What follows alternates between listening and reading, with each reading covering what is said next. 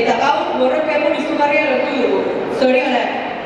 Gainera, aurtengo martxoaren 8an, 20 urte betetzen dira emakumeen mundu martxa plataforma mundu mailako lehenengo ekimen egin zenetik.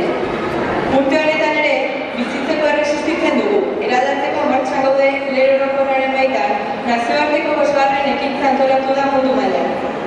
Ekintza honen helburuen artean, mugartzen transzendentalen emurrak jokatzen duten papera salatu eta migrazioan errealitatea ikustarazteko erabili nahi dugu.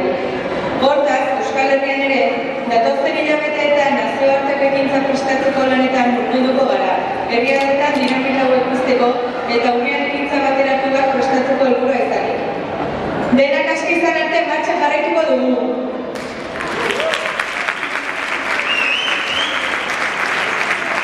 Dudak feminismoan emakumeen antolaketaren beharra azpimarratu dugu. Neoliberalismoak hain eragin handia den mundu honetan, individualismo basatia sustatzen duen mundu honetan, komunitate feminista konprometitu eraiki behar dugu, sare sozialen eragin duen pasibotasuna gaindituz. Kaleetan eta talde, kolektibo eta asanbladetako antolakuntza feministaren bidez ere errepresio egin behar dugu. Eta Usurbilgo emakumeak horretara deitzen ditugu, elkartzera, antolatzera, elkarrekin hausnartzera, ahizpatasunera. Guztion artean Usurbilgo feminista bat eraiki dezagun. Usurbilgo emakumeak ere asko izan nahi dugulako.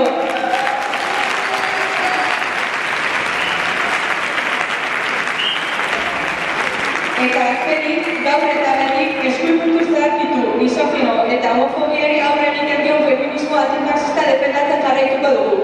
Berriz ere errepikatuko dugu, aurrean izango gaituzte, eta ez dira pasako.